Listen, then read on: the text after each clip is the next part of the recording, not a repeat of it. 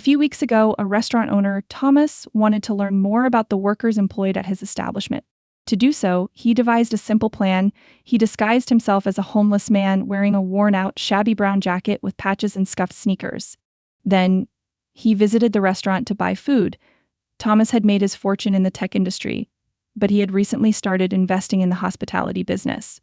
This restaurant was one of his first ventures, and he wanted to discover the truth about how customers were treated, especially those who appeared unable to afford a fine dining experience. As he pushed open the glass door of the restaurant, the lively chatter of diners and the soft clinking of utensils greeted him. Thomas glanced around, taking in the elegant decor, chandeliers hanging low, polished wooden floors, and beautiful tables. He shuffled to a corner and sat down, waiting for a waiter or waitress to attend to him. A woman with long blonde hair approached him. Her name tag read Margaret. She was the senior waitress. Margaret glanced at him briefly before wrinkling her nose. "Can I help you?" she asked sharply. "Yes, ma'am," Thomas replied politely. "I'd like to see the menu." Margaret raised an eyebrow, giving him a once-over before curling her lips into a sneer. "I don't think this is the kind of place for you," she said. "We don't serve your type here." Thomas, maintaining his calm demeanor, replied, "I can pay for the food." Margaret laughed dismissively. "With what? Don't waste my time." A few diners turned their heads, curious about the exchange.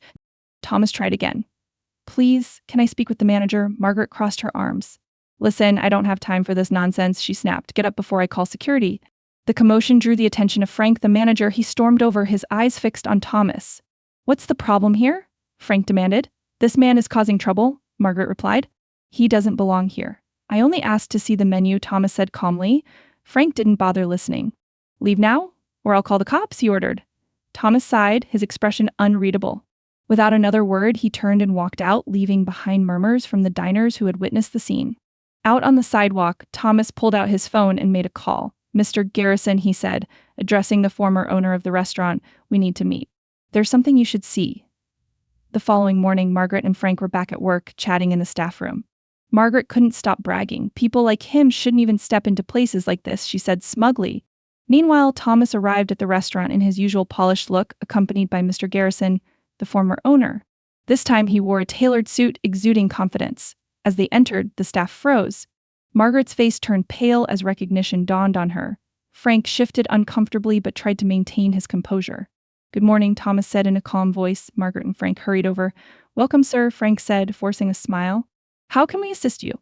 Thomas ignored the question and turned to Mr. Garrison. "Shall we begin?" Mr. Garrison nodded, clapping his hands to gather the staff. "Everyone meet Mr. Kaw," he announced. "He is the new owner of Golden Plate Bistro." The room fell silent. Margaret's mouth opened slightly, but no words came out. Frank's forced smile vanished, replaced by dread. Thomas addressed the staff. "I came here yesterday dressed as someone who might not look like your typical customer. I wanted to see how people are treated in this establishment." His gaze landed on Margaret and Frank. "What I experienced was unacceptable." Margaret tried to stammer an apology. "Sir, I didn't realize." Thomas raised his hand, silencing her. "That's the problem. You didn't realize because you didn't care. You judged me by my appearance and treated me poorly." Frank stepped forward, attempting to deflect blame.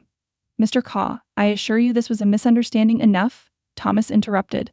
"Your job as a manager is to ensure that every customer is treated with respect, regardless of how they look. Instead, you escalated the situation and refused to listen." He turned to Mr. Garrison. "I think you have something to say as well." Mr. Garrison stepped forward. "Margaret and Frank, your behavior goes against everything this restaurant stands for. That effective immediately, you're both terminated." Gasps filled the room as the other staff members exchanged glances. Margaret looked like she might cry, while Frank's face burned with humiliation. Thomas addressed the remaining staff. "Let this be a lesson. This restaurant will succeed only if we treat everyone with dignity. That's the standard I expect." As Thomas and Mr. Garrison left the restaurant, Margaret and Frank were left standing there, the weight of their actions sinking in. For the diners and employees who witnessed it all, one thing was clear: justice had been served.